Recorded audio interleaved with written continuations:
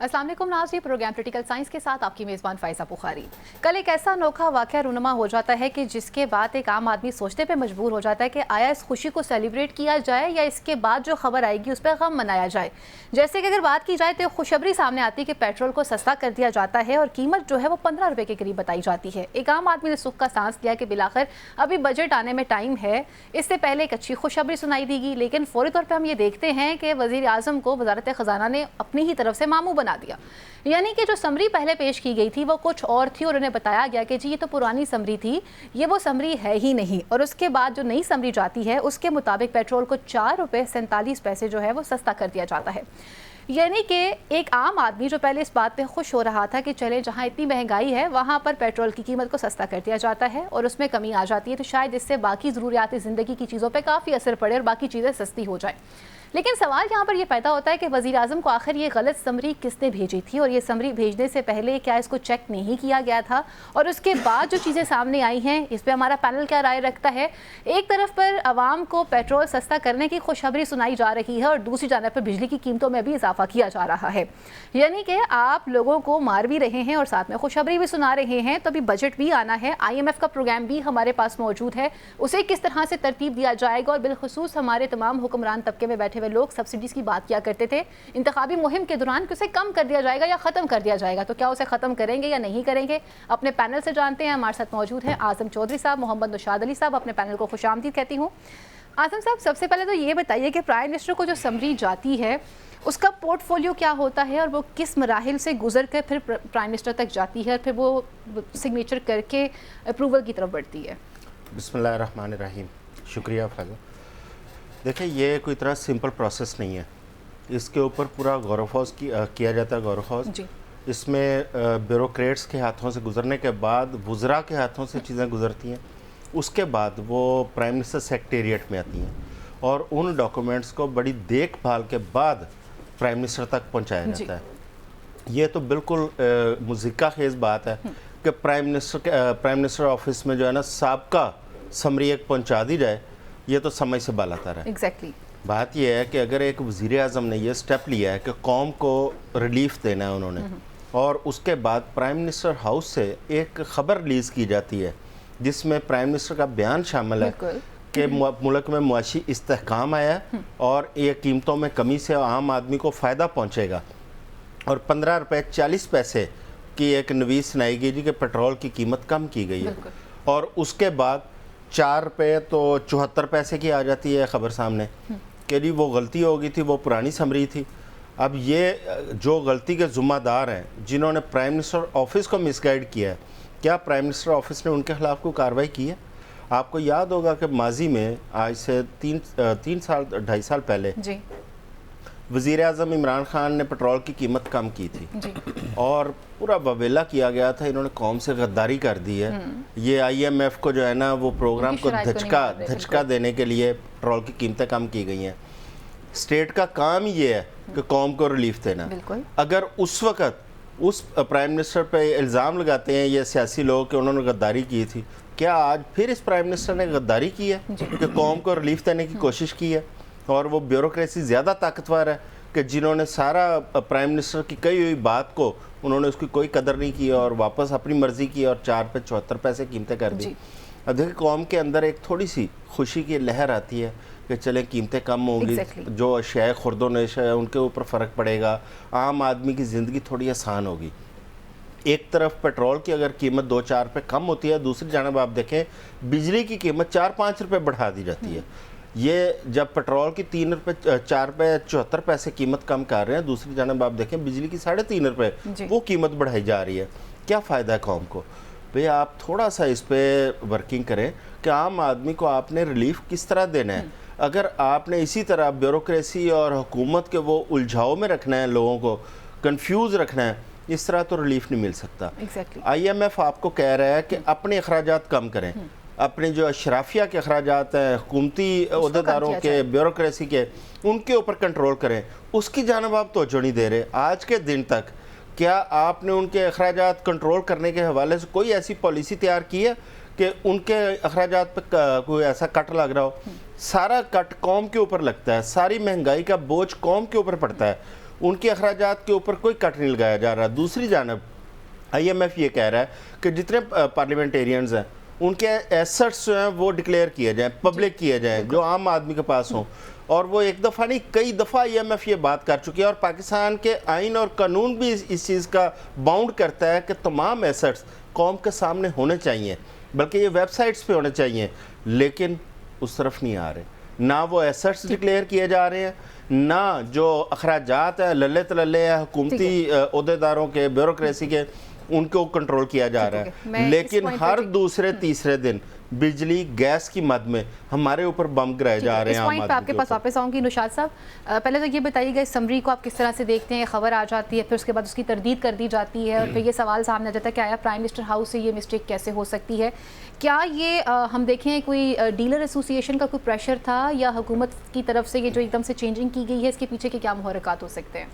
پہلی بات تو یہ ہے, اس خبر کو میں ویسے ہی دیکھتا ہوں جیسے آپ دیکھتی ہیں, کیونکہ میں نے بھی پیٹرول استعمال کرنا ہے. میں بھی کل بڑا خوش تھا جب یہ خبر سامنے آئی, لیکن پھر جب اس کی کریکشن ہوئی تو پھر خوشی مان پڑ گئی. اس کے علاوہ تو اب کچھ نہیں کہا جا سکتا. باقی رہی بات کہ غلطی, دیکھیں ہیومن ایرر تو ہو سکتا ہے, لیکن جو چوائس صاحب نے بات کی ہے نا کہ کچھ جگہیں اور کچھ چیزیں ایسی ہوتی ہیں جو ایک پروسیس کے تحت ہو رہی ہوتی ہیں. اس میں یہ نہیں ہوتا کہ کسی مثال کے طور پہ جس دن وزیر اعظم صاحب جو تھے ہمارے, وہ یہاں لاہور میں موجود تھے اور انہوں نے ایک تقریر کی. ہو سکتا ہے اس تقریر کے اندر وہ کچھ بات کہتے ہوئے کوئی ایسی بات کہہ جائیں جس کے بارے میں یہ خیال ہو کہ یہ اس کا مطلب یہ نہیں تھا, اس کا جیسے کہتے ہیں کانٹیکسٹ یہ نہیں تھا, یا یہ کہنا نہیں چاہ رہے تھے, جس طرح حالیہ ججز کی بات ہے یا پرانے ججز کی بات ہے, یا یہ کالی بھیڑوں کی بات ہے یا اس کی بات. تو یہ بات تو سمجھ میں آتی ہے. لیکن یہ جس طرف آپ چوائس صاحب نے نشاندہی نا, یہ بڑی امپورٹنٹ بات ہے. دیکھیے یہ ماننے میں یہ بات نہیں آتی, اس کی بہت ساری وجوہات ہیں. اس کی ایک پہلی وجہ یہ ہے کہ ہم جب بھی پیٹرول کی قیمت کم کرتے ہیں, ہمیں IMF کو بھی بتانا ہے, ہمیں تمام جو متعلقہ ادارے ہیں اس کے اندر بھی معاملات کو دیکھنا ہے. وہاں پہ یہ ساری ڈسکشنز ہوتی ہیں, ایک دفعہ نہیں کئی بار ہوتی ہیں. اوگرا اور وزارت خزانہ کی ورکنگ ہوتی ہے. تو یہ بڑی عجیب سی بات ہے کہ یہ کہا جائے کہ جی وہ جو ایک سمری تھی جو پچھلے مہینے کی آ گئی اور اس پہ سائن کر دیا, کیا اس پہ وزارت خزانہ I'm not gonna buy it. میں بھی شاید بائی نہیں کروں گا اس بات کو, جو بھی ہے.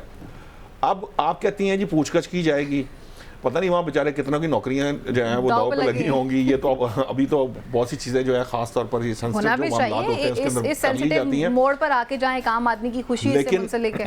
لیکن میں یہ سمجھتا ہوں, دیکھیں بات یہ ہے کہ عوام کو ریلیف دینا کام ہے حکومت کا, ٹھیک ہے نا. عوام کو ریلیف دینا چاہیے. حکومت جو اس کے پاس بن پا رہا ہے وہ دے رہی ہے. 2 ماہ کے اندر 4 دفعہ پرائسز, یعنی ہر 15 دن بعد پرائسز تو کم ہو رہی ہیں. ہاں اس بات کی ضرور انویسٹیگیشن ہونی چاہیے کہ یہ کیسے ہوا, کیونکہ اس سے مسلم لیگ نون اور وزیر اعظم کا جو ایک امیج ہے وہ اسٹریٹ اوے ڈینٹ ہوتا ہے. اور فرض کیجئے کہ چوائس صاحب جس طرح کہہ رہے ہیں کہ اگر یہ کسی بیوروکریٹک پریشر میں ہے یا کوئی کسی اور طاقت کا پریشر ہے, تو میں یہ سمجھتا ہوں کہ پھر تو حالات جو ہیں وہ ان پہ انا للہ ہی پڑھ لینا چاہیے, کیونکہ پھر تو بہت عجیب سے معاملات ہیں. تیسری بات جو امپورٹنٹ ہے, چوائس صاحب نے حوالہ دیا بجلی کی قیمتوں کا, ہے وہ فیول ایڈجسٹمنٹ کی بات میں. اب چونکہ قیمتیں بڑھی اتنی زیادہ گئی ہیں کہ تھوڑی سی چند فیصد بھی بڑھے تو بہت ہمیں تو بہت فیل ہوتی ہے. ٹیکس اس سے کئی گنا زیادہ ہو رہا ہوتا ہے نا. ہاں بہت فرق پڑ جاتا ہے, عام آدمی کو تو اس کا بڑا ڈینٹ آتا ہے. لیکن یہ تو ہمارے شاید مقدروں میں لکھ دی گئی ہے, جو چیزیں ہم کرتے ہیں, جس کے اوپر ہم جن وجوہات کی بات کرتے ہیں, جس ماضی کی بات کرتے ہیں, جن حکومتوں کی بات کرتے ہیں کہ ان کے کیے درے کو اب الٹیمیٹلی ہر چیز کا کہیں تو اس کے اوپر سٹاپ لگنا ہوتا ہے نا. تو یہ وہی ٹائم ہے کہ ہمارے پاس سٹاپ لگا. اب ہم اس کو کسی وقت کے ساتھ 1 1.5 سال 2 سال, وہ بھی اس صورت کے اندر کہ ہر چیز آپ کی جس طرح آپ نے پلان کی ہے اس کے مطابق ایگزیکیوٹ ہو, تو آپ اس پوزیشن میں آئیں گے کہ آپ ریلیف دے سکیں. ہاں نواز شریف صاحب یہ چاہتے ہیں, نواز شریف صاحب کا جو اجلاس تھا جو انہوں نے ہیڈ کیا تھا بجٹ والا, اس کے اندر بھی انہوں نے کہا تھا کہ آپ میکسیمم ریلیف جو ممکن ہے دے سکیں. حکومت دینا چاہ رہی ہے, لیکن الٹیمیٹلی آپ کے پاس جتنی گنجائش ہوگی آپ اتنا ہی ریلیف دے سکتے ہیں. ڈیلرز کا معاملہ اس لیے نہیں ہے کہ ڈیلرز کے لیے یہ شاید کوئی اس طرح کی بات نہیں ہے جس کے اندر ان کے مارجنز یا ان کے ان سے ریلیٹڈ یا اس سے متعلق کوئی چیز نہیں ہے جس کے جو ان کو ایسی کوئی تنگی ہو جس کی وجہ سے بہت کو پریشر آیا ہو. سو میری نظر میں یہ جو بھی معاملہ ہے, میں اس جو توجیہ جو دی گئی ہے اس کو میں تسلیم نہیں کرتا. لیکن یہ ضرور انویسٹیگیٹ ہونا چاہیے کہ آخر ایسا کیوں ہوا ہے, کیونکہ یہ بڑی دیکھیں نا عام آدمی کے لیے تو یہ بڑی پریشانی بن گئی ہے اس بات کے اوپر, وہ سیلیبریٹ کر رہے ہیں, وہ کس طرف جائے, شکر ادا کر رہے ہوں گے, بہت سارے ہو سکتا ہے کوئی 2-4 لوگ جو ہے وہ نفل بھی پڑھ رہے ہوں, اور نفل پڑھ کے جب انہوں نے سلام پھیرا ہو تو پتہ چلا یہ تو کچھ ہمارے ساتھ کوئی مذاق ہو گیا. سو یہ اس طرح کی بات جو ہے یہ ہونی بھی نہیں چاہیے, اور اس سطح پہ پرائم منسٹر کے لیول پہ یہ چیز کی ہونا یہ بڑی عجیب سی بات ہے. تو لگ ایسے رہا ہے, خیال ہے, یہ میرا ایک آئیڈیا ہے کہ جو بات کی جا رہی ہے نا, مجھے یہ لگتا ہے کہ کچھ چیزوں کے اوپر ورکنگ میں اختلاف ہے. وہ یہ سمجھتے ہیں, حکومت یہ چاہتی ہے کہ وہ جو ہے زیادہ سے زیادہ جو بھی ممکن ہو پائے وہ دیا جائے, لیکن کچھ لوگ جو ہمارے ہوتے ہیں جو چیزوں کو جنہوں نے جو اپنے طور پہ اپنے آپ کو ذمہ دار گردانتے ہیں کہ انہی کی ذمہ داری ہے, انہوں نے شاید جو ہے وہ ذمہ داری پوری کی ہے اپنی. ٹھیک ہو, جیسے ابھی آپ بات کر رہے تھے کہ سبسڈیز کے حوالے سے آپ نے ذکر کیا تھا, اعظم صاحب پاکستان پیپلز پارٹی کا بھی یہی منشور تھا کہ بلاول صاحب بھی جب اپنی انتخابی تقاریر کرنے نکلتے تھے تو وہ کہتے تھے اشرافیہ کو دی جانے والی سبسڈی کو روکا جائے. پروٹوکول پہ بھی ایک اچھا خاصا پیسہ خرچ ہو رہا ہے, اپنی گاڑیوں کے ٹائر تک تبدیل کروانے کے لیے اچھے خاصے پیسے خرچ کیے جا رہے ہیں. گورنمنٹ کو اپنے اخراجات کس طرح سے کنٹرول کرنے ہیں, اور یہ جو بھی ہم قیمتیں سن رہے ہیں کہ ابھی فلان چیز کی قیمت کم ہو گئی, فلان چیز کی قیمت کم ہو رہی ہے, یہ کتنے دنوں تک رہے گا, بجٹ کے بعد کیا صورتحال رہے گی, یہ بھی بتائیے. پہلی بات یہ ہے کہ فیضا کسی چیز کی قیمت کم نہیں ہو رہی. قیمتیں کس چیز کی کم ہوتی ہیں, سپلائی اینڈ ڈیمانڈ کا ایشو ہے. جی, آپ مارکیٹ کے اندر دیکھتی ہیں کہ آپ کو سبزی کی قیمتیں اوپر نیچے ہوتی نظر آتی ہیں. جی, فلیکچویٹ کرتی ہیں. اس کی وجہ یہ ہے کہ جب ایک سبزی یا فروٹ وافر مقدار میں مارکیٹ میں آتا ہے تو اس کی قیمت نیچے آ جاتی ہے. جس طرح آج کل ٹماٹر کی قیمت نیچے آئی ہے, پیاز کی قیمت تھوڑی نیچے آئی ہے, پچھلے دنوں بہت اونچی تھی اس وقت کیونکہ ہماری اپنی فصل آ رہی ہے ٹماٹر اور پیاز کی, اس لیے ان کی قیمتیں تھوڑی سی نیچے آئی ہیں. اور یہی جب فصل ہماری نہیں ہوگی اور ملک کے مختلف حصوں میں مختلف موسم کی وجہ سے فصل آتی ہے, جب سندھ کی فصل آتی ہے پنجاب کے اندر اس وقت چیزیں مہنگی ہوتی ہیں. ابھی یہاں پہ آپ آلو دیکھیں, آپ کا آلو اس وقت پنجاب کا ختم ہو گیا, اب آپ کے پاس بلائی علاقوں کا, بالا کوٹ سائڈ کا, وہاں کا آلو آ رہا ہے اور وہ آلو آپ کو تھوڑا مہنگا ملے گا. یہ سپلائی اینڈ ڈیمانڈ کے ساتھ ایشو ہے. اصل چیز یہ ہے کہ جن کی ریگولر پرائسز ہیں, مثلاً آپ کے پاس جو پیک آئٹمز آتی ہیں جو فیکٹریوں کے اندر جن کی پروڈکشن کی جاتی ہے, کیا ان کی قیمتوں میں کمی آ رہی ہے؟ نہیں, ان کی قیمتیں تب تک کم نہیں ہوں گی جب تک ان کو انرجی کے اندر پروڈکشن کے اندر ریلیف نہیں ملے گا. جب آپ کی انرجی اتنی مہنگی ہے, آپ کی پروڈکشن کاسٹ اتنی زیادہ ہوگی اور وہ قیمتیں کم نہیں ہو سکتی. دوسری بات یہ ہے کہ حکومت نے کیا کوئی ایسے اقدامات کیے ہیں کہ جو گراں فروشی کر رہے ہیں, چاہے وہ ہول سیلر ہیں, ریٹیلر ہیں, ان کے خلاف کوئی کارروائی. ایک بیان تو ہم نے دیکھا تھا پنجاب گورنمنٹ کا کہ پرائس کنٹرول کمیٹیاں ان کو جو ہے نا تھوڑا سا ایکشن لیا گیا, ایکٹیویٹ کیا گیا, لیکن وہ عملی طور پر کچھ نظر نہیں آیا.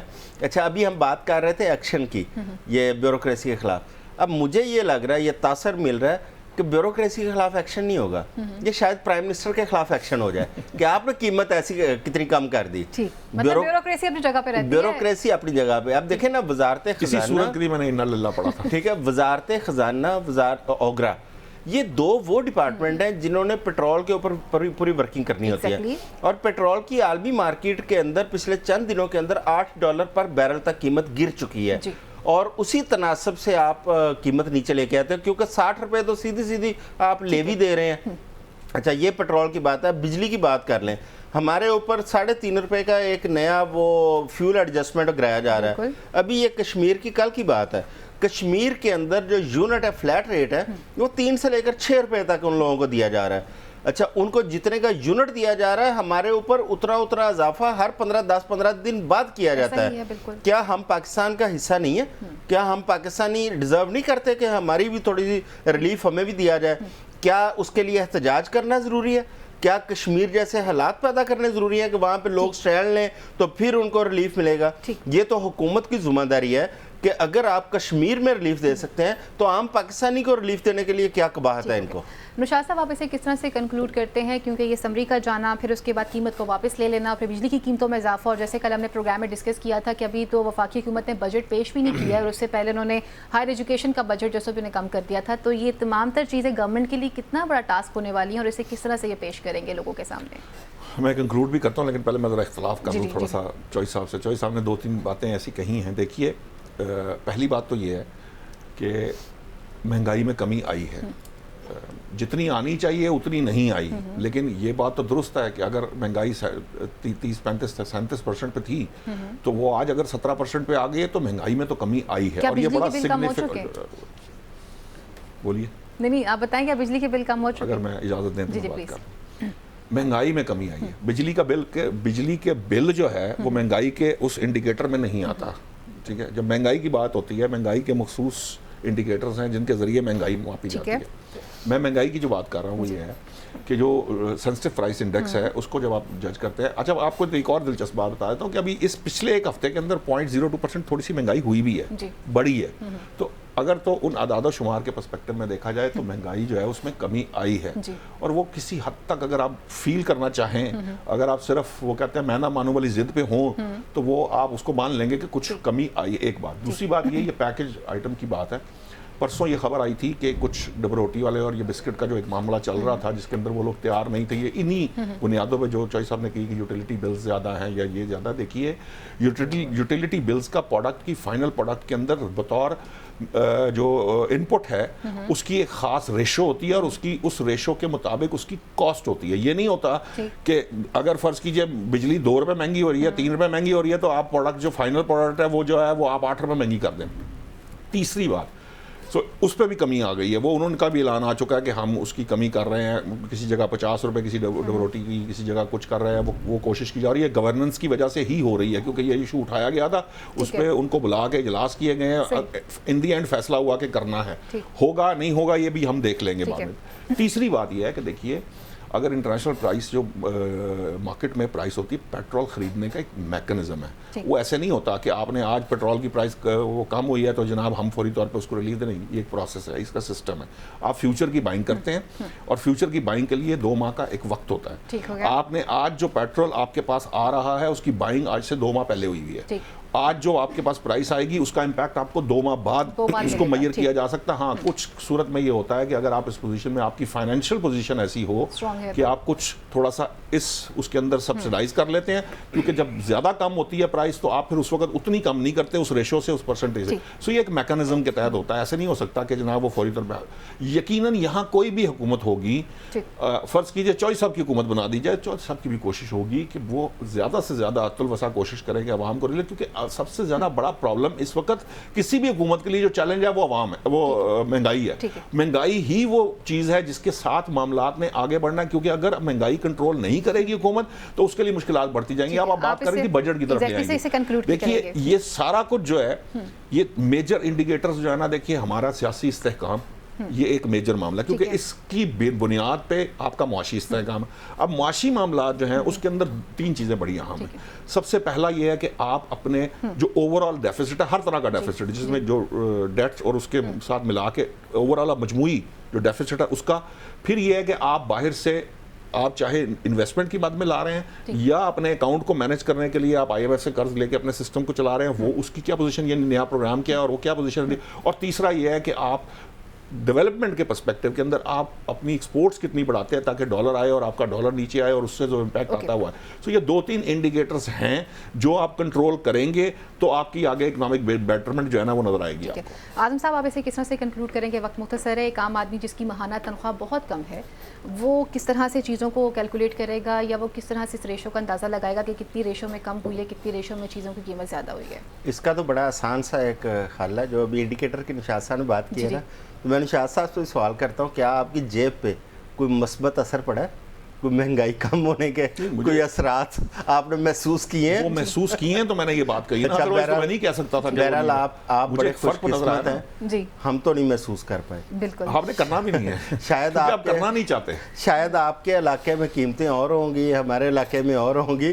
ہمیں تو بہرحال اسی طرح کا بوجھ برداشت کرنا پڑ رہا ہے. غربا کے علاقے میں جو ہے نا تھوڑی بہت کمی آ گئی ہوگی, وہ امیروں کے جو علاقوں میں معاملہ جو ہے نا اسی طرح ہی ہے. بہرحال یہ دیکھیں یہ جو اقدامات ہیں نا یہ تب کے یہ نہیں ہو سکتے جب تک آپ مستقل بنیادوں پر اپنی اکانومی کو بہتر کرنے کے لیے پاکستان کے اندر جو پاکستان اکانومی کو سٹرونگ کرنے والے آپ کے جتنے بھی ذرائع ہیں ان کو مضبوط نہیں کریں گے. جب تک آپ اپنی ایگریکلچر اور اپنی انڈسٹری کو اسٹرینتھن نہیں کریں گے, آپ اتنی دیر تک صرف بھیک مانگتے رہیں گے, اتنی دیر امداد مانگتے رہیں گے, قرضے لیتے رہیں گے. جی, آئی ایم ایف کا بجٹ پیش کرنے سے پہلے جو شرائط سامنے آئی ہیں, اب دیکھنا ہے کہ گورنمنٹ جو ہے عام آدمی کو کس طرح سے ریلیف پہنچاتی ہے اور بجٹ کس طرح سے دیتی ہے. یہاں لیتے ہیں ایک بریک, اور بریک کے بعد مزید ایشوز کو پروگرام کا حصہ بناتے ہیں.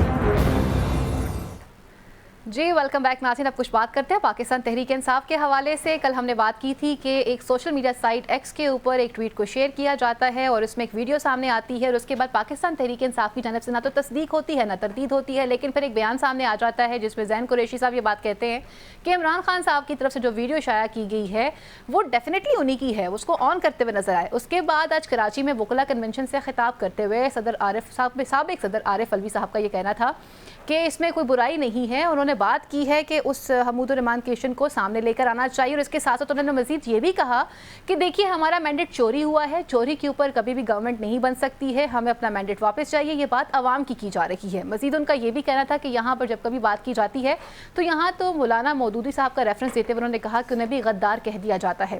دوسری طرف پر ایف آئی اے کی جانب سے بھی ایکشن لیا گیا ہے, جس میں پاکستان تحریک انصاف کے 3 سینئر رہنما جو ہیں ان کو ایک نوٹس جاری کیا گیا ہے. انہیں کہا گیا کہ آپ منگل کو لازماً پیش ہوں گے, اور جس طرح کی ویڈیو کو شیئر کیا گیا ہے یہ لوگوں کو اشتعال کی طرف کیا جا رہا ہے اور ریاست کے اگینسٹ بات کی جا رہی ہے, جس میں حسن رؤف صاحب بھی شامل ہیں, بیرسٹر گوہر بھی شامل ہیں, اور عمر ایوب صاحب بھی شامل ہیں. پینل کی طرف بڑھتے اور ان سے پوچھتے ہیں کہ پاکستان تحریک انصاف اپنی مشکلات کم کرنا چاہتی ہے یا اس میں مزید اضافہ کرنا چاہتی ہے, اور اسٹیٹ کے اگینسٹ اس طرح کی چیزوں کو شیئر کرنا سوشل سائٹ کے اوپر اب تک ڈیلیٹ نہیں کیا گیا ہے. فیصل کریم کنڈی صاحب نے بھی کہا ہے اور مصدق ملک صاحب نے بھی کہا ہے کہ اسے ڈیلیٹ کر دینا چاہیے. اعظم صاحب یہ ہو کیا رہا ہے, کیونکہ اس وقت پاکستان تحریک انصاف اگین ہم وہی بات کر رہے ہیں کہ ان کی مشکلات میں ہم چاہ رہے تھے کہ کمی ہو جائے, وہ خود بھی چاہتے ہیں کہ کمی ہونی چاہیے.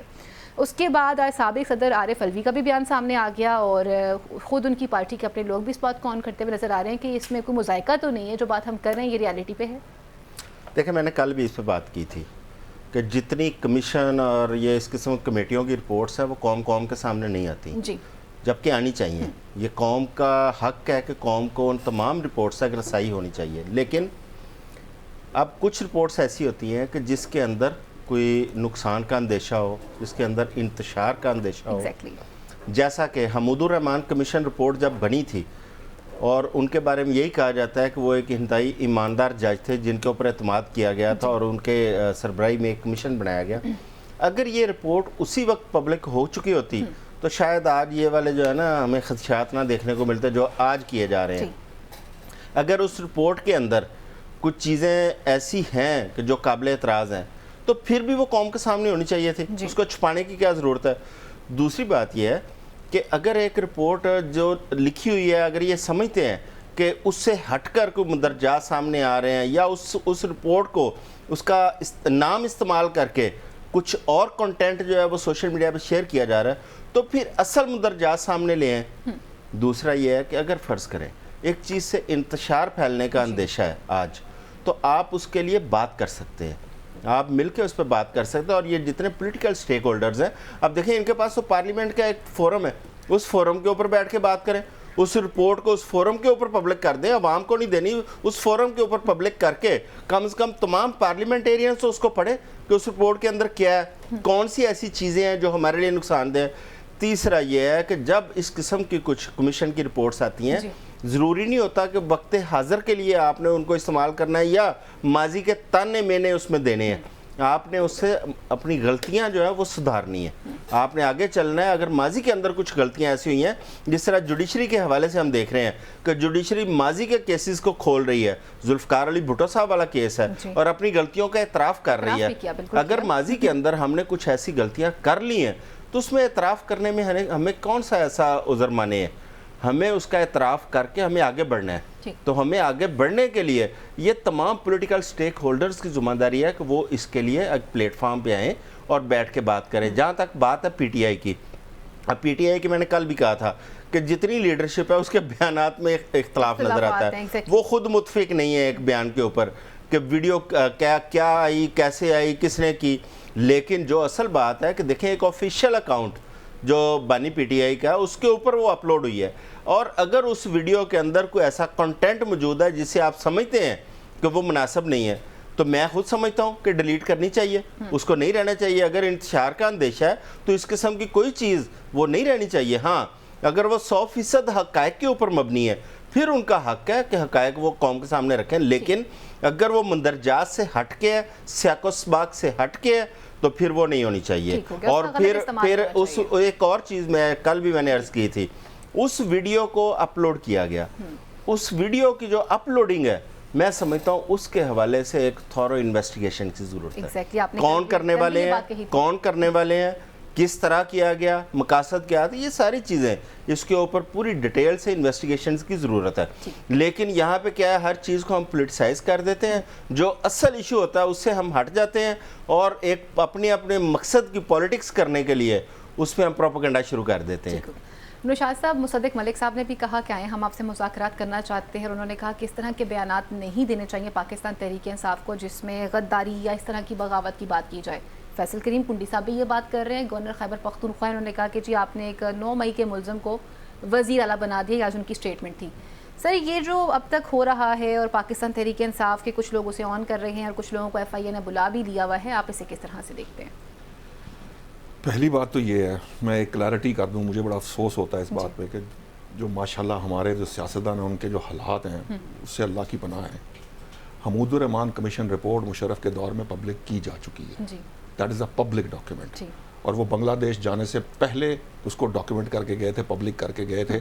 اس کی کاپی مارکیٹ میں بکتی ہے, پبلشڈ ہے, لاہور کے ہی وہ پبلشر ہے جنہوں نے وہ چھاپی ہوئی ہے. پہلی بات. اور اس کے بعد میں اب کیا اس کے اوپر گفتگو کروں, میں تو حیران رہ جاتا ہوں جب یہ میں اس طرح کی باتیں سنتا ہوں اور اس طرح کی باتیں کرتے ہیں. باقاعدہ مولانا مودودی کو بھی بیچ میں انہوں نے کوٹ کیا. بات یہ ہے, جو سمجھنے کی بات یہ ہے, میں نے کل بھی یہ عرض کی تھی, اور وہ تمام لوگ جو یہ سمجھتے ہیں کہ پاکستان تحریک انصاف کے بانی جو ویڈیو اپلوڈ کی گئی ہے ان کے اس سے کوئی موقف مختلف ہے یا اس سے ڈیفرنٹ سوچتے ہیں, وہ غلط کہتے ہیں. جو بانی پی ٹی آئی ہیں حکومت میں آنے سے پہلے ایک بار نہیں کئی مواقع ایسے ہیں جس میں وہ یہ سارے خیالات کا اظہار کر چکے ہیں. بہت سارے انٹرویوز موجود ہیں پاکستان کے بھی, انٹرنیشنل اداروں کے بھی, جن میں وہ یہ باتیں کر چکے ہیں. وہ یہ سمجھتے ہیں جینون. اسی لیے میں نے کل کہا تھا کہ بھائی دیکھو اس کے اندر پرابلمز ہیں. مسئلہ کیا ہے؟ مسئلہ یہ ہے, یہ جو اپنے آپ کو مجیب الرحمان بنانے کا معاملہ ہے نا, وہ اس لیے بھی ہے کہ ان کا یہ خیال ہے کہ وہ ایک جنگ لڑ رہے ہیں. ٹھیک ہے, وہ 9 مئی والے دن بھی انہوں نے جنگ لڑنے کی کوشش کی تھی, وہ آج بھی اس جنگ کو لڑنا چاہتے ہیں. اور میں نے جب یہ بات کہی تھی کہ حکیم سعید صاحب نے یا اسرار صاحب نے یا ان لوگوں نے پہلے کچھ باتیں کی ہیں, اس کی بھی وجوہات موجود ہیں. کیوں؟ کیونکہ مجیب الرحمان کی بھارت سے فنڈنگ لینا, ٹریننگ لینا, اور وہاں پہ وہ جو معاملہ اس نے کیا انڈیا کے ساتھ مل کر, اگر انڈیا وہ یہ کام نہ کرتا تو مجیب الرحمان کے پاس وہ گنجائش نہ ہوتی کہ وہ اس پوزیشن میں ہوتے کہ یہ سارا کچھ کر رہے. یہ علیحدہ بات ہے کہ ان کا نظریہ کیا تھا, حالات کیا تھے, چیزیں کیا تھی, لیکن یہ اسٹیبلشڈ فیکٹ ہے کہ مفتی باہنی کی ٹریننگ بھارت میں ہوئی ہے. یہ بھارتی جنرلوں نے مانا ہے اس بات کو, یہ آن ریکارڈ موجود ہے. جب مجیب الرحمان آپ بننے کی کوشش کرتے ہیں تو پھر اس بات کو یا اس دعوے کو تقویت ملتی ہے کہ آپ بیرونی ایجنٹ ہیں یا آپ کسی ایجنڈے پہ کام کر رہے ہیں. اب اس پرسپیکٹو کے اندر جب میں بات کرتا ہوں, میں جو بات کر رہا ہوں, دیکھیے ایک زمانے میں انہیں نیلسن منڈیلا بننے کا بھی شوق ہوا تھا. ایک دفعہ انہوں نے اسٹیٹمنٹ دیا تھا نیلسن منڈیلا. دیکھیے نیلسن منڈیلا جو تھا, انقلابی رہنما بننے کا شوق تو ہمارے بہت سے پولیٹیشینز کو رہا ہے. نیلسن منڈیلا نہیں, فرق ہے. پھر وہ اس سے پیچھے ہٹ گئے. کسی نے سمجھایا جناب نیلسن منڈیلا جو ہے وہ انتشار نہیں پیدا کر رہا تھا, وہ ڈیوائڈ پیدا نہیں کر رہا تھا. آپ کیا کر رہے ہیں؟ آپ نیلسن منڈیلا بنیں گے تو آپ کو تو سیاسی جماعتوں کو اکٹھا کرنا پڑے گا. وہاں گورے اور کالے کو اکٹھا کیا گیا تھا, انہوں نے جیل کاٹی, وہاں پہ نیلسن منڈیلا بنے. وہ اس لیے بنے کہ نیلسن منڈیلا نے یہ وہاں پہ تھاٹ دی تھی. اس سے پہلے وہاں افریقن سیپریٹسٹ موومنٹ تھی, وہاں افریکنز جو ہے گوروں کے خلاف کام کرتے تھے. انہوں نے بھی وہ کام شروع کیا, لیکن پھر انہوں نے جو جس چیز کو اپنی قوم کو ڈائیورٹ کیا وہ اس چیز کی طرف لائے کہ جناب ہم اتحاد کے ساتھ آگے بڑھ سکتے ہیں, ہم اکٹھے ہو کے آگے بڑھ سکتے ہیں, ہمیں یہ کام میں نہیں پڑنا چاہیے کہ ہم ایک دوسرے کا خون خرابہ کریں, چیزیں کریں. تو آج جس چیز کی ضرورت ہے, عمران خان صاحب کو یہ چاہیے تھا بیسکلی جو بانی تحریک انصاف ہیں ان کو یہ چاہیے کہ وہ اس تھاٹ کے اوپر دیکھیے بنگلہ دیش کے وقت کے حالات ہے. اب دلچسپ بات کیا ہے, بات یہ ہے کہ آپ ایک جنرل یحییٰ خان کو مورد الزام ٹھہرا سکتے ہیں, لیکن دو پولیٹیشین بھی تو موجود ہیں, ذوالفقار علی بھٹو اور مجیب الرحمان کا آپ بیچ میں سے رول نکال نہیں سکتے. تو جب آپ اس طرح کے اس کی بات کریں گے ٹرائنگل کی, تو اس میں دو سائڈیں جو ہیں وہ پولیٹیشینز کی نکل آئیں گی. ان معاملات کو, ان حالات کو آج اپلائی کرنے کی کوشش کرنا, ان کو آج کے اس پہ لا کے فٹ ان کرنے کا نقصان یہ ہے, آپ یہ میسج دے رہے ہیں کہ ہم فائٹ کر رہے ہیں, ہم لڑنا چاہتے ہیں, ہم اس طریقے سے لڑنا چاہتے ہیں. اس لیے میں یہ سمجھتا ہوں کہ یہ جو معاملہ ہے اس کے بجائے آپ کو یہ چاہیے جس کی طرف ہم بار بار بات کرتے ہیں, ابھی چوئی صاحب نے پھر وہی اینڈ کیا ہے, پارلیمان موجود ہے, آپ کے لوگ بھی موجود ہیں, آپ وہاں بیٹھ کے یہ معاملات طے کریں. یہ جو کی بورڈ واریئرز کے ذریعے ڈیجیٹل جنگ ہے, اس کا نقصان تو ہو سکتا ہے, اس کا فائدہ کوئی نہیں ہوگا اس ملک کو.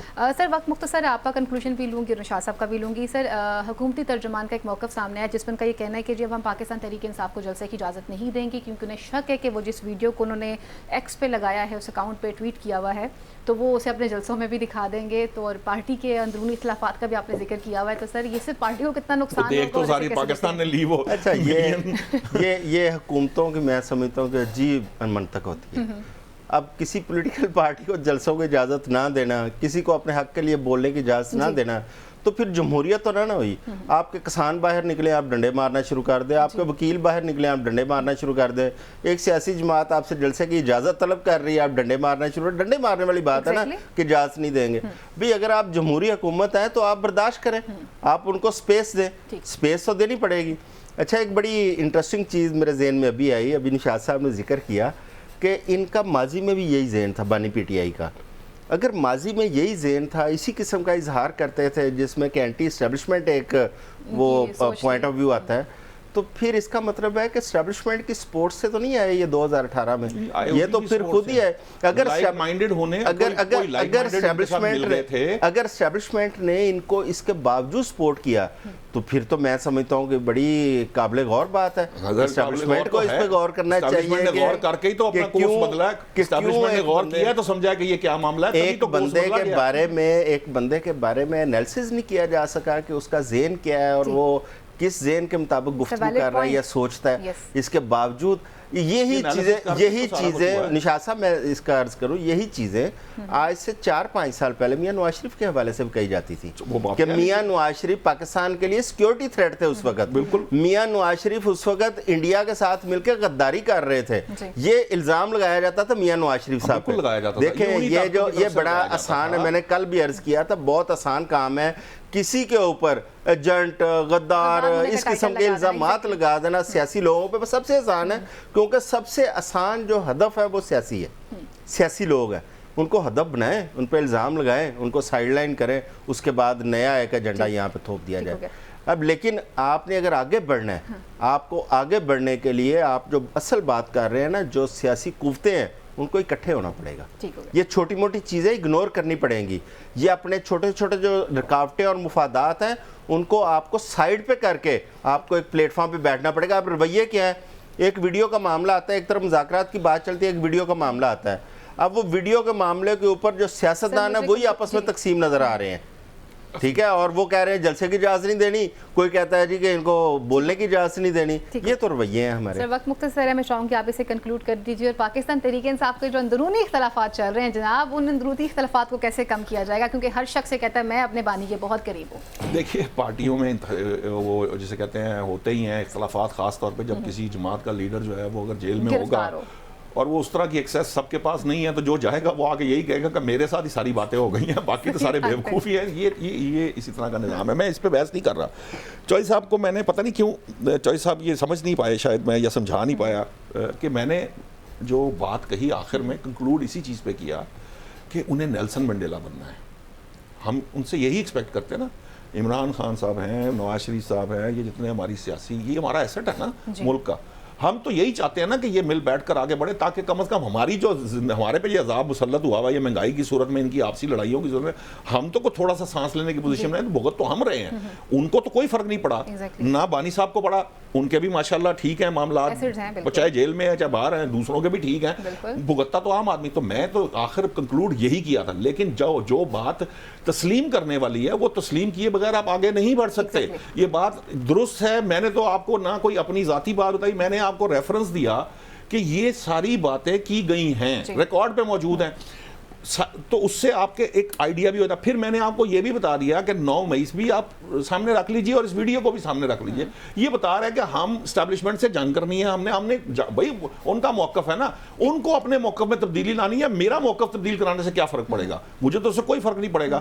تو سمجھنا انہوں نے ہے, میں نے نہیں ہے. میں تو آپ کے سامنے ایک سچویشن رکھی کہ یہ اس طرح سے اور یہ ایسے ہی ہے جس طرح میں نے آپ کو بتایا کہ یہ اس طرح ہی ہو رہا ہے. ان کو چینج کرنے کی ضرورت ہے. اب جو معاملہ ہے جو چوئی صاحب نے یہ بات کہی ہے, میں اسی سے اگری کرتا ہوں. ہم تو کہتے ہی ہمیشہ یہ ہیں کہ بھائی آپ, میں تو کہتا ہوں آپ یہ جو اے پی سی آپ باہر, میں تو کہتا ہوں آپ کو پارلیمان بنا کے دی ہی اس لیے جاتی ہے جمہوری سیٹ اپ کے اندر کہ آپ وہاں پہ یہ معاملہ طے کریں.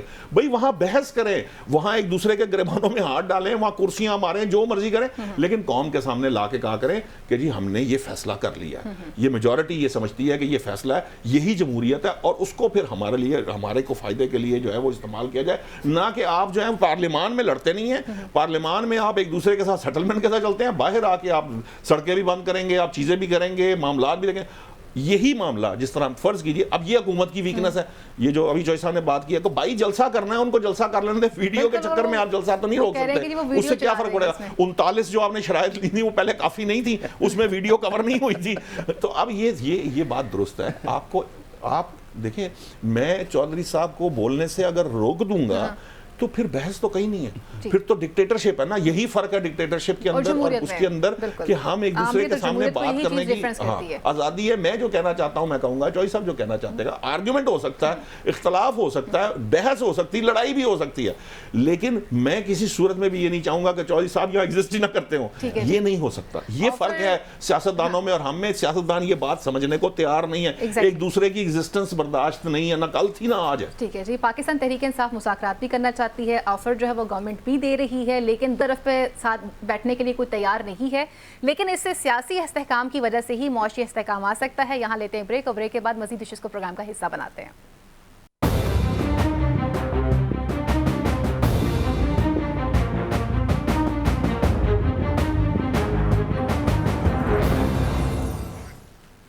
جی ویلکم بیک ناظرین. اب کچھ بات کرتے ہیں اس وقت بھارت میں ہونے والے الیکشن کے حوالے سے. لوک سبھا کا انتخابات کا جو عمل تھا وہ 19 اپریل کو شروع ہوا تھا. آج اپنے آخری مرحلے میں وہ داخل ہوا, 7واں مرحلہ تھا.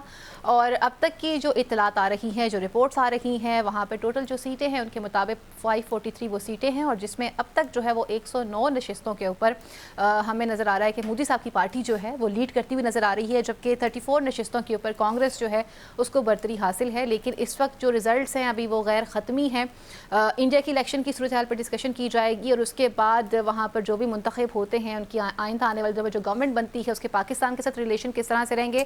اور دوسری طرف پہ امریکہ کی بات کریں گے کہ جہاں پر ابھی الیکشن ہونے جا رہے ہیں, امریکی الیکشن کے اوپر پوری دنیا کی نظر ہوتی ہے. اس وقت جو نظر آ رہا ہے سچویشن, اس پہ بات کریں گے, اور اس کے ساتھ ساتھ جو حریف ہوں گے وہ بھی اگین وہی نظر آئیں گے کہ صدر جو بائیڈن کے مقابلے میں ہمیں ڈونلڈ ٹرمپ نظر آئیں گے. اس الیکشن کو ہمارے اینالسٹ کس طرح سے دیکھتے ہیں اور ان سے جانتے ہیں. اعظم صاحب, سب سے پہلے ہم انڈیا کی بات کر لیتے ہیں. مودی صاحب کی جو پارٹی ہے بی جے پی, ابھی تک اس کی جو غیر ختمی نتائج آ رہے ہیں تو لگ رہا ہے کہ کہیں نہ کہیں برتری انہیں حاصل ہے. آپ اس الیکشن کو کس طرح سے دیکھ رہے ہیں, اور دوسری طرف پہ کانگریس کی پرفارمنس کو, بالخصوص راہل گاندھی کی پرفارمنس کو آپ نے کس طرح سے دیکھا؟ اچھا فائزہ, اس میں دیکھیں ہمیں بظاہر تو نریندر مودی بہت برا لگتا ہے, کیونکہ اس کے کچھ اقدامات ایسے ہیں کہ جو انتہائی وہ افسوسناک ہیں, بلکہ قابل نفرت ہیں. کچھ اقدامات جس میں کشمیر کا سب سے بڑا مسئلہ ہے کہ کشمیر کو انہوں نے ضم کیا. دوسرا, ہندوتوا کو فروغ دیا, مسلمانوں کے لیے زمین تنگ کی گئی, اور مسلمانوں کے خلاف جتنی ہندو جو انتہا پسند تنظیموں نے جو کچھ کیا, ان کی حکومت بی جے پی کی حکومت نے ان کو سپورٹ کیا مسلمانوں کے خلاف. دیکھیں یہ ایسے اقدامات ہیں جو پوری دنیا کو نظر آتے ہیں, لیکن وہ اپنے ملک اور اپنے جو قوم ہے اس کی یا ہندو ہے ان کے حوالے سے وہ بڑا ٹھیک ہے. آپ اس میں دیکھیں کہ جب سے وہ وزیر اعظم بنا نریندر مودی, انڈیا نے ترقی بہت کی ہے, انڈیا نے صنعت کے میدان میں بہت آگے چلا گیا ہے, انڈیا پوری دنیا کے اندر اس نے اپنا لوہا منوا لیا ہے. جہاں پہ پاکستان کی جڑیں بڑی مضبوط تھیں, اس میں عرب ملک ہیں بالخصوص, وہاں پہ آج انڈیا کی جڑیں مضبوط ہیں, پاکستان وہاں پہ پیچھے ہٹتا ہوا نظر آ رہا ہے. اب یہ والی چیزیں ظاہر ہے اس نے اپنے ملک اور اپنے قوم کے لیے بہتر کیا ہے, لیکن مسلمانوں کے حوالے سے ہمارے جذبات ہمیشہ وہی رہیں گے. اور اس لیے میں سمجھتا ہوں کہ جس طرح پچھلے اس کے 2 ٹینیور ہیں, اس نے پاکستان کے حوالے سے کوئی اچھی پالیسی انڈیا کی نہیں رہی. اور مجھے قطعی طور پر امید نہیں ہے کہ نریندر مودی کے ہوتے ہوئے پاکستان یا مسلمانوں کے حوالے سے کوئی مثبت اس کی سوچ پیدا ہو سکتی ہے, یا وہ پاکستان کے ساتھ اپنے تعلقات بہتر کرنے کے لیے کوئی سوچ بچار ایسی رکھتا ہو. اب آ جاتے ہیں آگے کانگریس کی طرف. اب کانگریس آپ دیکھیں کہ مسلسل مطلب اور پیچھے چلتی جا رہی ہے. اب اس دفعہ ان کی ٹوٹل سیٹیں میرے خیال ہے 543 ہیں انڈیا کی, اور جو اس وقت توقع کی جا رہی ہے, انڈیا اس وقت جو بی جے پی ہے وہ 2/3 میجورٹی لیتی ہوئی نظر آ رہی ہے. جو ماہرین ہیں ان کا اندازہ ہے کہ 350 کے قریب انڈیا بی جے پی اس وقت سیٹیں جیتے گی, جبکہ کانگریس کے پاس 120 یا کچھ سیٹیں جو ہے نا وہ آئیں گی. تو اس لحاظ سے تو ظاہر ہے کانگریس بہت پیچھے ہے. اب اگر ہم آ جائیں برطانوی اور امریکن انتخابات کی طرف, دیکھیں اس وقت سب سے زیادہ امپورٹنٹ میں سمجھتا ہوں امریکہ اور برطانیہ کے انتخابات ہیں. ان کے اوپر براہ راست جو اثرات آ رہے ہیں وہ فلسطین کے آ رہے ہیں. جو اسرائیل نے وہاں پہ ظلم و ستم کیا فلسطین میں, اس کے اثرات ان کے انتخابات کے اوپر براہ راست آ رہے ہیں. اب وہاں پہ بائیڈن کو اس وقت بڑا ٹف ٹائم دے رہا تھا ٹرمپ, لیکن ٹرمپ کے اوپر بھی بے شمار مقدمات ہیں, اور ایک مقدمے کے اندر آپ نے دیکھا ہے حالیہ ٹرمپ کو وہاں کی جیوری نے قصوروار ٹھہرایا ہے. ایگزیکٹلی, اور ٹرمپ کے ساتھ اگر دیکھا جائے تو سپورٹ وائٹ امریکنز کی مل رہی ہے, لیکن اس میں ٹرمپ کو جو ان سین ایک سپورٹ مل رہی تھی وہ ان لوگوں کی مل رہی تھی جو اپنی حکومت کی اس پالیسی کے خلاف تھے جس میں اسرائیل کو سپورٹ کیا گیا. حالانکہ ٹرمپ بھی کوئی مسلمانوں کے حق میں نہیں ہے یا فلسطین کے حق میں نہیں ہے, لیکن بائیڈن کیونکہ برسر اقتدار ہے اس لیے بائیڈن کو اس چیز کا شدید نقصان پہنچ رہا تھا. اب اس کے بعد آ رہے تھے برطانیہ کے انتخابات, وہاں پہ ٹوری پارٹی اور لیبر پارٹی, ان کو بھی آپ دیکھیں وہاں پہ بھی براہ راست یہی وہاں پہ فیکٹر آپ کو نظر آ رہا ہے. برطانیہ کے اندر 2 فیکٹر زیادہ امپورٹنٹ ہیں. ایک وہاں کے امیگریشن رولز جو ہوتے ہیں وہ بڑا اس میں اثر انداز ہوتے ہیں انتخابات کے اوپر, اور دوسرا جو اس وقت اثر انداز ہو رہا ہے وہ اسرائیل کی سپورٹ جو ہے وہ ان کو بھاری پڑ رہی ہے, اس لیے وہاں پہ بھی ایک غیر متوقع تبدیلی کے چانسز ہیں برطانیہ میں بھی. نوشاد صاحب, پہلے تو ہم بات کر لیتے ہیں انڈیا کے الیکشن کے حوالے سے, کیونکہ مودی صاحب کی ابھی تک جو پارٹی ہے وہ ہمیں لیڈ کرتی ہوئی نظر آ رہی ہے. امپیکٹ کیا رہے گا؟ اور ایون دو راہل گاندھی نے پراپر ایک واک بھی کی, کشمیر تک وہ گئے, انہوں نے اپنی واک کر کے اپنی لوگوں کو انگیج کرنے کی کوشش کی, جس میں مسلمان بھی تھے, ہندو بھی تھے, ہر اس طبقے کو انہوں نے ایڈریس کیا کہ جو اس وقت ہندوتا سے متاثر ہوا تھا. اس وقت آپ اس الیکشن کے اثرات کیا دیکھ رہے ہو, اور اگر مودی صاحب اگین گورنمنٹ میں آ جاتے ہیں تو پاکستان کے اوپر کیا اثرات مرتب ہوں گے؟ اس حوالے سے آپ کیا کہیں گے؟ دیکھیے, پہلی بات تو یہ ہے کہ مودی تیسری دفعہ وزیر اعظم بننے جا رہے ہیں. جو سچویشن ہمارے سامنے ہے جو اب تک کے انتخابات کا ہے, اور جواہر لال نہرو کے بعد وہ دوسرے ایسے شخص ہوں گے جو تیسری بار بھارت کے وزیر اعظم بنیں گے. خیال یہ ہے کہ وہ 380 تک سیٹیں جو ہیں 350 سے بھی آگے نکل کر شاید 380 سیٹوں تک بھی لے سکتے ہیں. اور جو کانگریس جس کی اس وقت 303 سیٹیں تھیں وہ آلموسٹ ہاف پہ آ جائے گی, 125 سے 180 سیٹوں تک کی ہے. یہی ریشو ہے چاہے مودی صاحب کی طرف جائیں اور اس کی طرف. دیکھیے, مودی صاحب نے جو معاملہ کیا ہوا ہے وہ 2-3-4 چیزیں. ایک تو انہوں نے وہ چونکہ فنڈو ہیں اپنے اس کے اندر, اور ہندوتوا کو انہوں نے بہت زیادہ پروموٹ کیا. بہت بڑی آبادی ہے انڈیا کی, آپ کو پتہ ہے, معلوم ہے 1 ارب تو ووٹر ہے ان کا. ہاں جی, تقریباً 90 کروڑ سم تھنگ جو ووٹر ہیں. وہ ہم تو یہاں 25 کے بعد مسائل کا شکار ہوتے ہیں, چند کروڑ کے بعد. لیکن جو سچویشن وہاں بنی ہوئی ہے, یہ جو بات ٹھیک ہے چوہی صاحب کی کہ دیکھیے جو معاشی بہتری ہے, مطلب آپ دیکھیے کہ تقریباً 80 کروڑ افراد ایسے ہیں جن کو وہ اناج فراہم کرتے ہیں مودی حکومت جو ہے. اور پھر کم آمدن والی جو خواتین ہیں ان کو بھی 1200-1250 کا ان کا اسٹائپنڈ ہے وہ دیتے ہیں. پلس جو ایک مودی کا جو ایک طریقہ تھا, اس نے میڈیا اور ڈیجیٹل میڈیا آلموسٹ انہوں نے جو ہے نا اپنے کنٹرول میں کر، مطلب انڈیا کا تھرو آؤٹ میڈیا جو کوئی اگر کوئی ایک دو آوازیں رہ بھی گئی تھی وہ بھی اس الیکشن سے پہلے جو ہے وہ چاہے خرید کے بند کی گئی ہیں یا لوگوں کو معاملات کا، لیکن میڈیا کا جو اس وقت وہاں پہ میڈیا ہے نا وہ سارا نیشنل میڈیا کی شکل اختیار کر گیا اور وہ مودی کے کنٹرول میں ہے. مودی کو سپورٹ کرتا ہوا نظر آ رہا ہے وہ. ڈیجیٹل میڈیا پہ 116 کروڑ روپے کی کمپین چلی ہے بی جے پی کی، اور کانگریس جو ہے باوجود اس کے وہ 2 درجن جماعتیں ہیں لیکن وہ کچھ 40-45 کروڑ کی مہم نہیں چلا سکے. تو یہ ایک بڑا بہت، ویسے تو ان کا بھی اتحاد ہے، مودی صاحب کا بھی اتحاد ہے جو این ڈی اے کے جو جس کی اس وقت حکومت موجود ہے، لیکن اس وقت پراپر طریقے سے جس کو کہتے ہیں نا قبضہ کیا ہوا ہے مودی صاحب نے. تو ایک طرف وہ جذبات ابھارتے ہیں بھارت جو ہے نا بھارت ہندوتوا کے اور ہندوؤں کو وہ پروموٹ کرتے ہیں، اس کی وجہ سے وہ بنیادی طور پر اپنی جو ٹوٹل پاپولیشن ہندوؤں کی ہے اس کو وہ کیٹر کر لیتے ہیں جو کانگریس نہیں کر سکتی. کانگریس لبرل جماعت کے طور پہ جانی جاتی، جو لبرل انڈیا کا ایک کانسیپٹ تھا وہ سارا کچھ ختم ہو چکا ہے. اب وہ ایک کنزرویٹو سیکولر بھارت نہیں رہا. وہ بھی میں پہلے بھی شاید اتنا نہیں تھا لیکن جو تھا بھی وہ بھی اب ختم ہو گیا. وہاں جو سیکولر لوگ تھے بھی، آپ کے انٹلیکٹس تھے، شاعر، رائٹرز، یہ سب انڈیا چھوڑ چکے ہیں. اب وہاں وہ حالات نہیں ہیں. سو وہ بھرپور طریقے سے ایک ہندو ریاست کے طور پہ وہ جو ہے نا وہ نکل رہے ہیں فنڈامنٹل قسم کی. سر اب ہم بات کرتے ہیں اس کا جو پالیسی پاکستان پہ رہے گی وہ تو وہی رہے گی جو ہمارے سامنے ہے، وہ آگے کنٹینیو کرے گی. اب آ جاتے ہیں امریکہ کی طرف. دیکھیے امریکہ 2020 کے بعد 2024 میں دونوں پھر آمنے سامنے، جو بائیڈن بھی اور ٹرمپ بھی. ہاں ویسے تو یہ سزا کی بات کی تھی، سزا کا اس کے اوپر ٹرمپ پہ تو کوئی امپیکٹ نہیں آئے گا کیونکہ وہ الیکشن لڑ سکتے ہیں ان کے آئین کے مطابق. لیکن یہ بات درست ہے کہ فلسطین کا بہت میجر امپیکٹ آئے گا یو ایس الیکشن پہ بھی اور برطانیہ کے الیکشن میں بھی. اور چونکہ یہ اس سارے میں جو ایک بہت بڑا ایلیمنٹ یہ بھی رہا ہے کہ چونکہ کووڈ گزرا، کووڈ کے بعد کی جو گورنمنٹس تھیں وہ معیشت کے چیلنجز سے بھی نبرد آزما تھیں، وہ اس طرح سے ریلیف نہیں دے سکی. یو کے میں بھی جو انفلیشن ہے وہ بالکل کنٹرول سے باہر ہے. یو ایس میں بھی انفلیشن بہت زیادہ ہے اس وقت بھی. تو ترکیے میں تو 2 گنا ہو چکی ہوئی ہے، 200% کہتے ہیں کہ وہ. تو یہ جو سچویشن ہے اس میں یہ لگتا ہے کہ تبدیلیاں آئیں گی ماں سوائے بھارت کے، لیکن باقی جو ہے یو ایس میں بھی ایکسپیکٹڈ ہے کہ یہ اگر فرض کیجئے بائیڈن یا جو ہمارے ڈیموکریٹس ہیں وہ کسی طرح جیتنے کی پوزیشن میں آئے تو بڑے تھن مارجن سے شاید ان کی جیت ممکن ہو پائے گی. اور اسی طرح بھارت کے اندر بھی جو ہے اس میں یو کے میں بھی جو ہے وہ چونکہ یہ امیگریشن کی بات کر رہے تھے، ابھی انہوں نے یہ ایک پیسے بڑھائے ہیں یہ جو امیگرینٹس کے اسپاؤسز لانے ہیں اور اس سے متعلق اور اپنی فیملی، وہ بھی اتنی تیزی سے سخت ہوئی ہیں پالیسیز کہ وہاں بھی ہر بندہ جو ہے وہ چیخو پکار پہ ہے. وہاں پہ بھی بڑے مسائل ہیں، عام آدمی جو ہے لیز کے ایشوز ہیں، ٹیکسیشن بہت بڑھ گئی ہے وہاں پہ بھی، عام آدمی جو ہے اس کے لیے بڑی مشکل ہوئی ہوئی ہے لائف.